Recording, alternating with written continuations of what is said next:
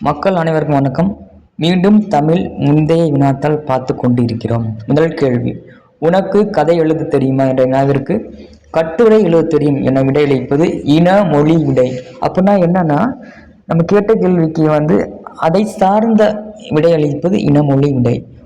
எடுத்துக்காட்டுன்னா, உனக்கு தோசை சுட தெரியுமா என்ற கேள்விக்கு எனக்கு இட்லி சுட தெரியும் அப்படி சொல்வது என்னன்னா இனமொழி விடை. அந்த மாதிரி, ஓகேவா? அடுத்த கேள்வி, இது செய்வாயா என்ற வினாவிற்கு நீயே செய் என்று விடை கூறுவது ஏவல் விடை. நம்ம ஒன்று கேட்டோம்னா திரும்ப நம்மக்கிட்ட ஒரு பதில் சொல்றது, நீயே செய்ய சொல்றது என்னன்னா ஏவல் விடை.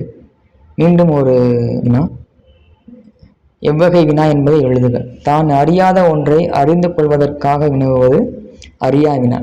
அதாவது மாணவர் ஆசிரியரிடம் கேட்பது அறியா வினா, ஆசிரியர் மாணவனிடம் கேட்பது அறிவினா. சரிங்களா? அடுத்த கேள்வி, தமிழாக்கம் அறிக. ப்ரப்போசல் என்ற ஆங்கில சொல்லுக்கு தமிழாக்கம் என்னன்னா கருத்துரு. மீண்டும் ஒரு தமிழாக்கம், member of legislative assembly MLA அப்படின்னா என்னன்னா சட்டமன்ற உறுப்பினர். ஜேர்னலிசம் அப்படின்னா என்னன்னா இதழியல் என்று அர்த்தம். உள்ளங்கை நெல்லிக்கனி போல என்ற சொற்றொடரில் ஓமை விளக்கும் பொருள் என்னன்னா வெளிப்படைத்தன்மை. அடுத்த கேள்வி, காக்கை உட்கார பனம் பழம் விழுந்தது போல என்ற ஓமைக்கு பொருந்தும் பொருள் யாது என்னன்னா தற்செயல் நிகழ்வு. அடுத்த கேள்வி, நெல்லிக்காய் மூட்டையை கொட்டினார் போல என்ற ஓமையின் பொருளை தேர்க. ஒற்றுமையின்மை.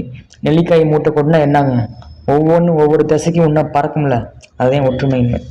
அப்துல் நேற்று வருவித்தான். இது எவ்வகை வாக்கியம்னா பிறவினை. மீண்டும் ஒரு எவ்வகை வாக்கியம், சட்டி உடைந்து போயிற்று என்னன்னா செயப்பாட்டு வினை. செயப்பாட்டு வினை எப்படி இருக்குன்னா படு, பட்டது, பெரு, பெற்றது, ஆயிற்று, போயிற்று, போனது இப்படிலாம் முடிஞ்சுன்னா செயப்பாட்டு வினை. மீண்டும் ஒரு தொடர் வகை அறிந்து சரியான விடையை எழுதுக. பழந்தமிழ் இலக்கியங்கள் பல அழிந்து விட்டனவே. இது என்னன்னா உணர்ச்சி தொடர்.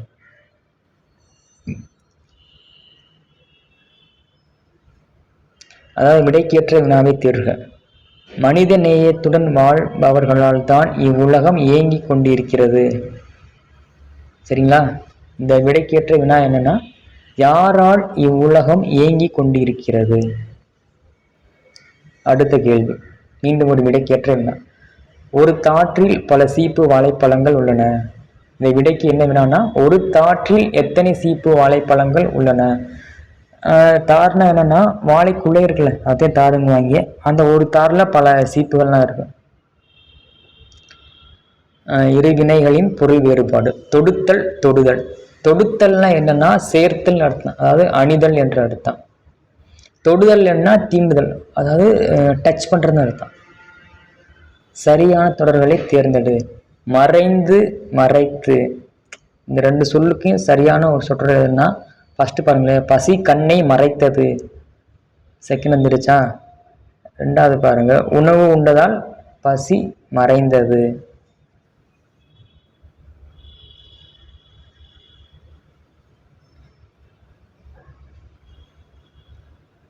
அடுத்த கேள்வி, சொற்களை ஒழுங்குபடுத்தி சரியான தொடரை தேர்க. சொற்களை ஒழுங்குபடுத்துதல் அப்படின்னா என்னன்னா ஒரு சொற்றொடரில் சொற்கள் முன்னும் பின்னும் மாறி இருக்கும். நம்ம சரியான சொல்லை சரியான இடத்தில் பொருத்த வேண்டும்.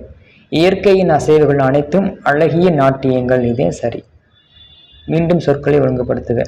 விதிக்கப்பட்ட இடங்களில் மட்டும் சாலையை கடக்கவும்.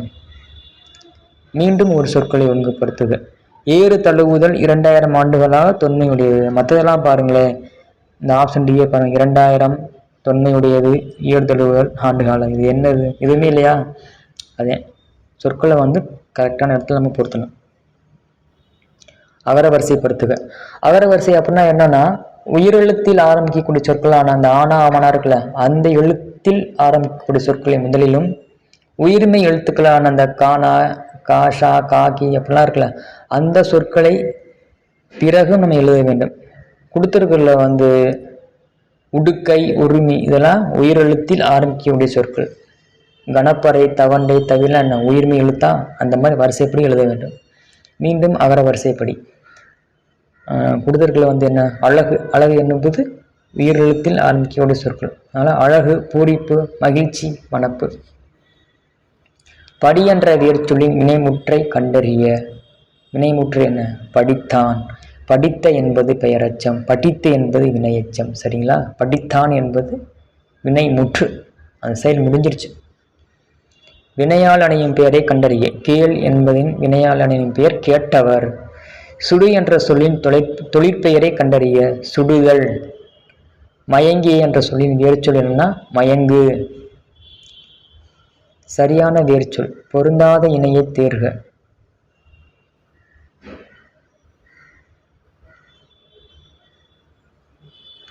கோடல், கோடு அப்படின்னு கொடுத்துருக்காங்க. இந்த கேள்வி எனக்கு எப்படின்னு சரியாக தெரில.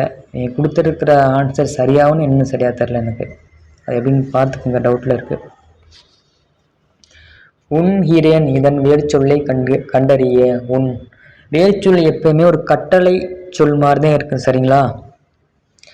என்னுடன் ஊருக்கு வருவாயா என்ற வினாவிற்கு வராமல் இருப்பேனா என்று கூறுவது என்னன்னா வினா எதிர் வினாதல் விடை. ஒரு கேள்வி கேட்டோம்னா வராமல் இருப்பேனா, செய்யாமல் இருப்பேனா, போகாமல் இருப்பேனா அப்படிலாம் கூறினோம்னா அது வினா எதிர் வினாதல் விடை. குணக்கு குட்டக்கு என்னும் பெயர்கள் குறிப்பது என்ன? திசை பெயர். அதாவது குணக்கு என்பது என்னன்னா கிழக்கு திசை இருக்குல்ல, அதைத்தான் குணக்குன்னு சொல்லுவாங்க. குட்டக்கு என்பது மேற்கு திசையை குறிக்கும். சரிங்களா? அந்த மாதிரி. ஏரி ஏரி ஒளி வேறுபாடு அறிந்து சரியான அமைந்துள்ள விடையை தேர்க. ஒரு சுழிரா இருக்குல்ல ஏரி என்னன்னா அது ஒரு நீர்நிலை. 2 சுழிரா ஏரினா உயரமாக ஏறுறது. மரத்தில் ஏறினான், ஏரியில் குளித்தான். சரி. ஒளி மற்றும் பொருள் வேறுபாடு அறிந்து சரியான பொருளை தேர்க. சூழ் சூழ் சூழ். குண்டலா சூழ்னா கர்ப்பம் என்ற அர்த்தம். சூழ் என்ன? சிறப்பலகரம்னா ஆராய்ச்சி. பள்ளிக்க வரலாறுக்குல சூழ் அப்படின்னா என்னன்னா சூளுரை, சபதம் என்று அர்த்தம். ஒளி மற்றும் பொருள் வேறுபாடு. கார் பருவத்தில் நன்றாக விளைந்தும் தானியங்களின் விலை குறையாமல் இருந்தது. என்ன கொடுத்துருக்காங்கன்னா அந்த ஒரு சுழிரா 2 சுழிரா இருக்குல்ல, அது எங்கே வரும்னு கரெக்டாக படுத்திருக்காங்க. எலக்யூஷன் என்ற ஆங்கில சொல்லுக்கு நிகரான தமிழ் சொல் தருக. பேச்சாற்றல். மீண்டும் ஒரு ஆங்கில சொல்லுக்கு நிகரான தமிழ் சொல். லெவல் கிராசிங் அப்படின்னா என்ன? இருப்பு பாதையை கடக்கும் இடம். மீண்டும் ஒரு கட்டுரை தமிழ் சொல். ரெவல்யூஷன் அப்படின்னா என்ன? புரட்சி. வட்டார வழக்கு சொல்லில் பதனம் என்பதன் பொருளை சுட்டுக. பதனம்னா கவனமாக என்று அர்த்தம். மரபு பிழைகளை நீக்க. பறவைகளின் ஒளி மரபு. கோழி கூவும், அது தவறானது. கோழி கொக்கரிக்கும், சேவல் தான் கூவும். சரிங்களா? மரபு பிழை நீக்கி சரியான சொல்லால் எழுது. இல்லத்தின் அறிய புதிதாக கூரை வேய்ந்தனர். கூரை வேய்ந்தனர். மீண்டும் ஒரு பொருந்தா சொல். பாரதியார், பாரதிதாசன், கண்ணதாசன், வாணிதாசன் இவங்கெல்லாம் இந்த காலத்தில் வாழ்ந்தவங்க. ஔவையார் என்பது என்னன்னா அவங்கெல்லாம் முற்காலத்தில் வாழ்ந்தவங்க. அது மட்டும் கிடையாது, மற்றவங்க எல்லாமே ஆண்பார் புலவர்கள். ஔவையார் என்பவர் பெண்பார் புலவர். சரிங்களா? அப்படின்னு பார்க்கலாம். மகர குறுக்கம் அல்லாதது எது? எதுனா நறும் மலர். குறுக்கம் அப்படின்னா என்னன்னா ஒரு சொல்லு குறுகி ஒலிக்கும். தன்னுடைய மாத்திரையின் அளவை விட அது குறுகி ஒலிக்கும். மகர குறுக்கம்னா இம்மு இருக்குல்ல, இம்முடைய மாத்திரை அளவு என்னன்னா ஒற்று அரை மாத்திரை. அது குறுகும் போது கால் மாத்திரை அளவு ஒலிக்கும். நறும் மலர், இங்கே இம்மு இருக்குல்ல, இங்கே அரை மாத்திரை அளவு அப்படி முழுமையாக ஒழிப்பதால் இது மகர குறுக்கம் அல்லாதது. மற்றது எல்லாமே மகர குறுக்கம். போன், பொன், வரும், மலவன் இதெல்லாமே மகர குறுக்கம். அடுத்த கேள்வி. பொருந்தா சொல்லை கண்டறிக. பாடுதல், பாடியவள், கெடுதல், படித்தல். கெடுதல், பாடுதல், பாடியவள். பாடியவள் என்பது என்னன்னா வினையால் அணையும் பெயர் நினைக்கிறேன். மற்ற பாடுதல், கெடுதல், படித்தல் எல்லாமே தொழிற்பெயர். சரிங்களா?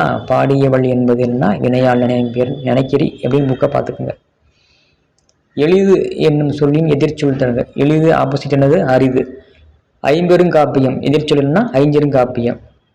நகுதல் அவருடைய எதிர்ச்சொல் என்ன? நகுதல்னா சிரிக்கிறன்னு அர்த்தம். அது எதிர்ச்சொல் என்னன்னா அழுதல். இடர் ஆளி நீங்குகவே. இதில் இடர் என்ன? இடர் என்பதை எதிர்ச்சொல் கேட்குறாங்க. இடர் என்றால் துன்பம், அதன் எதிர்ச்சொல் என்னன்னா இன்பம். தான் ஒரு என்ற சொல்லை பிரித்தெழுத கிடைப்பது தான் கூட்டல் ஒரு. சேர்த்தெழுதுக. இனிமை கூட்டல் உயிர் இன்னுயிர். என் தமிழ் நா என்பதை பிரித்தால் இவ்வாறு வரும். எம் கூட்டல் தமிழ் கூட்டல் நா. சரிங்களா? இது என்னன்னா ஒரு பத்தி கொடுப்பாங்க, அது வந்து ஒரு 5 கேள்வி கேட்பாங்க. இது ரொம்ப எளிமையானது, கஷ்டம்லாம் கிடையாது, எளிதாக போட்டுடலாம். ஒருமை பன்மை பிழையற்ற தொடர் எது? சரிங்களா? மாணவர்கள் கால்பந்து விளையாடி கொண்டிருக்கிறார்கள். மாணவர்கள் என்பது பன்மை, அதே மாதிரி கொண்டிருக்கிறார்கள் என்பதும் பன்மை. சரிங்களா? இது சரியா போட்டிருப்பாங்க. மீண்டும் ஒரு ஒருமை பன்மை பிழையற்ற தொடர். என் பள்ளி பருவத்தின் பசுமை மாறா நினைவுகள் நெஞ்சில் எழுகின்றன. எழுகின்றன. சரிங்களா? நினைவுகள் என்பது பன்மை, எழுகின்றன என்பது பன்மைதான். சரியாதான் போட்டிருக்காங்க. மீண்டும் ஒரு ஒருமை பன்மை. அன்னங்கள் விளையாடும் அகலமான துறைகளை கொண்ட நீர்நிலைகள் உள்ளன. சரிங்களா? இங்கே உள்ளன வந்திருக்கு. அது என்ன காரணம்னா நீர்நிலைகள் என்பது பன்மை, அதனால் இங்கே உள்ளன வந்திருக்கு. நீர்நிலைன்னு மட்டும் கொடுத்துருந்தாங்கன்னா அது ஒருமை குறிக்கும். இங்கே உள்ளதுன்னு வந்திருக்கு. ஓகேவா? அடுத்த பொறுத்து கேட்காங்க. நாளிகேரம் அப்படின்னா என்னன்னா தென்னை. கோழி என்றால் அரச மரம், சாலம் என்றால் ஆச்ச மரம், தமாலம் என்றால் பச்சிலை மரம். இது சரி. அடுத்த கேள்வி. சொல்லும் பொருளும். தவறான இணையை கண்டறிய. கிளை உறவினர் சரி, போற்றார்னா பகைவர், அதுவும் சரி, பேதையர்னா அறிவற்றவர், அதுவும் சரி. அளந்தவர் என்றால் வறியவர் என்ற அர்த்தம். இங்கே கொடையாளர்னு கொடுத்துருக்காங்க, அப்போ இது தவறு. மீண்டும் ஒரு சொல் பொருள் பொறுத்துக. மைவனம் என்றால் மலைநல், முருகு என்றால் தேன், மதியம் என்றால் நிலவு, துவரை என்றால் பவளம். ஆப்ஷன் ஏ சரி. ஒரு இரவும் ஓர் பகலும் சேர்ந்தது ஒரு நாள். இல்லை, தவறானது என்னன்னா இங்கே ஓர் இரவும் ஒரு பகலும் சேர்ந்தது ஒரு நாள் அப்படின்னு வரணும். இந்த ஓர் இருக்குல்ல, ஓர் என்ற சொல் எங்கெல்லாம் வரலாம்னா உயிர் எழுத்தில் ஆரம்பிக்கக்கூடிய சொற்கள்லாம் இருக்குல்ல, ஆனா ஆவனா ஈனா ஏனா, அந்த இடங்கள்ல வந்து ஓர் என்ற சொல் வரணும். ஒரு என்ற சொல் எங்கே வரணும்னா உயிர்மை எழுத்துக்களில் ஆரம்பிக்கக்கூடிய சொற்கள்லாம் இருக்குல்ல, கா கி கியூ நா சா பா பி அப்படிலாம் இருக்குல்ல, அந்த மாதிரி சொற்கள் ஆரம்பிச்சுன்னா அதுக்கு முன்னாடி ஒரு என்ற சொல் வர வேண்டும். சரியான தொடரை தேர்ந்தெடு. சாலவும் நன்று எவ்வகை தொடர்? உரிச்சொல் தொடர். ஏன்னா உரிச்சொல் இருக்குல்ல, சால தவ நனி கடி களி கூர் களி, இதெல்லாம் வந்து உரிச்சொல். சாலவும் என்பது உரிச்சொல். சரிங்களா? சரியான தொடரை கண்டுபிடி. பள்ளிக்கு சுற்றுச்சுவர் எழுப்பப்பட்டது. இதுவே சரி. சரிங்களா? மற்றதெல்லாம் தவறு. என்ன காரணம்னா சோறை உண்ணத்தே முடியும், திங்க முடியாது. தின்பண்டத்தையும் நம்ம திங்க முடியும். குயவர் பானை வனைதார் செய்தார்னு வரக்கூடாது. அணில் பழம் உண்டதுன்னு வரும், சாப்பிட்டதுன்னு போட்டிருக்கேன், தப்பு. ஓகேவா? சரியான தொடரை தேர்க. மையோ மரகதமோ மறிகடலோ மலைமுகிலோ. இது என்ன ஆர்டர்னா, அது கம்பராமாயணத்தில் வரக்கூடிய ஒரு வரி. சரிங்களா? அந்த ஆர்டர் படி கொடுத்துருக்காங்க. பழம் என்பதன் கூட்ட பேர் என்னன்னா குலை. மீண்டும் ஒரு கூட்டு பேர் கேட்குறாங்க. கல் மொத்தமாக இருந்துச்சுன்னா எப்படி சொல்லுவாங்க? கற்குவியல் அப்படிங்குவாங்க. இஸ்மத் சன்னியாசி என்ற சொல் எந்த மொழிக்கு உரியனா? பாரசீகம். சரிங்களா? அது என்னன்னா திருச்சி ஆண்ட சந்தா சாஹிப் இருக்கார்ல, அவர் வந்து வீரமாமுனிவருக்கு இஸ்மத் சன்னியாசி என்ற பட்டத்தை கொடுப்பார். சரிங்களா? அப்படின்னா அது வந்து ஒரு பாரசீக சொல், தூய துறவி என்று அர்த்தம். கம்பர் எழுதிய நூல்கள் ஒன்று என்ன? சடகோபர் அந்தாதி. நீதிநெறி விளக்கம், கந்தர் கலிவன்பா, மதுரை கலம்பகம், இதெல்லாம் எழுதியது யாருன்னா குமரகுருபரர் எழுதிய நூல்கள். மீதமுள்ள 3 நூல்களும். குண்டம் எதை குறிக்கிறதுனா குளிக்கும் நீர்நிலை. சரிங்களா? பொருந்தா இணையை தேர்க.